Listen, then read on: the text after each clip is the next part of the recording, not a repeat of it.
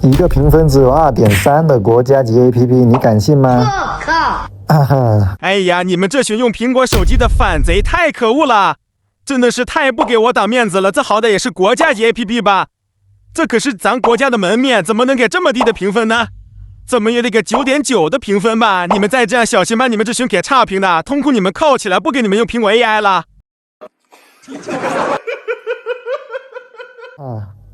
言归正传呢，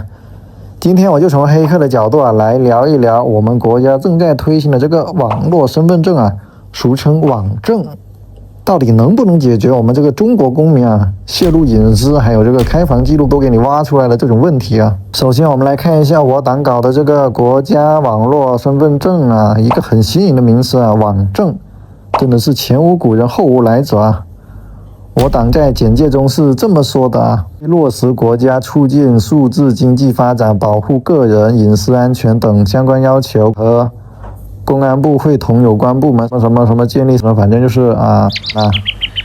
总结2大点，就是用来解决数字化和个人隐私安全问题的。这个东西怎么给我一种熟悉的感觉呢？我想起来了，数字人民币。大家还记得几年前就开始搞了这个数字人民币吗？都过去这么多年了，也是荣获了3.7的超高评分呢。哎呀，怎么又是你们这群苹果用户搞鬼啊？怎么能给这么低的评分呢？你们还想不想用苹果 AI 了？小心把你们拉去上课不知道这个苹果 AI 有没有上完课什么国行版的这个苹果怎么还没上 AI 大家可以在评论区说一下为什么。要我说网证这个东西它根本就解决不了你个人隐私被泄露的问题。我注册一遍网证给大家看看，你就知道了我已经下载好了，我现在打开它，然后这里呢要勾一下同意同意协议，然后下一步然后把身份证放到手机读取一下，要有 NFC 没有的话应该是不行的。然后人脸识别，到这里呢，它就要你输入你的手机号了，就是你绑定手机号嘛。做过软件开发的朋友都知道，在中国这个网络环境里你开发的软件，你根本就离不开获取用户的手机号这个业务逻辑，这也是中国这个地区泄露隐私最致命的问题所在那这个网证呢，无非就是用来改变现有的这个实名认证场景嘛。就比如你输入身份证号，现在改为使用网证来认证。就好比说你在办理手机号的时候，你可以输入你的是网证是吧，而不是你的身份证，它是一个可选项嘛。要我说他们根本就不知道泄露隐私的这个核心点在哪。不知道大家有没有经常使用国外的这种大型软件呢？不管是购物平台还是社交平台，国外的软件一般都是用邮箱来作为这个主要业务逻辑的，你有没有发现？不会强制让你绑定手机号。你别小看这一个小小的业务模式通过一个软件的登录逻辑，你就可以看得出来这个国家的一个思想高度和格局你看网证这个 APP， 它要你输入手机号才能登录。你说他连主要的登录逻辑都摆脱不了收集你的手机号，还谈什么保护个人隐私呢？大家都知道，在中国泄露隐私一般都是通过手机号一点一点的泄露出去的。中国的手机号呢都是实名制的是吧，并且呢具备这种定位功能的。网安呢想要通过手机号定位到你呢是分分钟的事情。如果中国的这个软件环境无法摆脱这个手机号这个业务逻辑，不学习国外使用邮箱来作为主要验证方式的话，那么我们永远也谈不上说保护个人隐私你想就算中国的软件这个实名认证的这个逻辑改为使用网证认证，保护了你的身份证信息，但是它这些软件根本就摆脱不了要使用手机号登录或者验证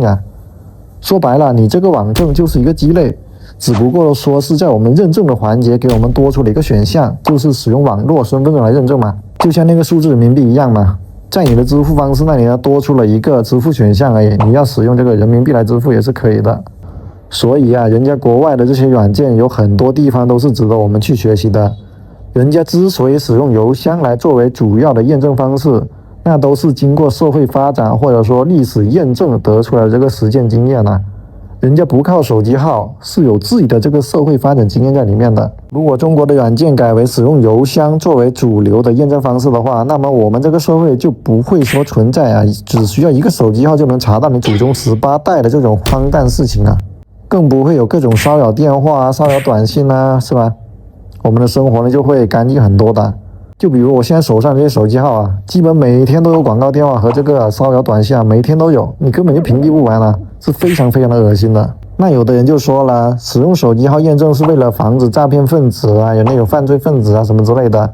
不使用邮箱呢，是为了安全起见啊，防止 APP 这个服务器被大量虚假账号注册攻击什么之类的。反正呢就是以各种理由让你输入手机号，想方设法得到你的手机号。当一个 APP 必须让你输入手机号你才能使用的时候，你的隐私就已经泄露出去了啊。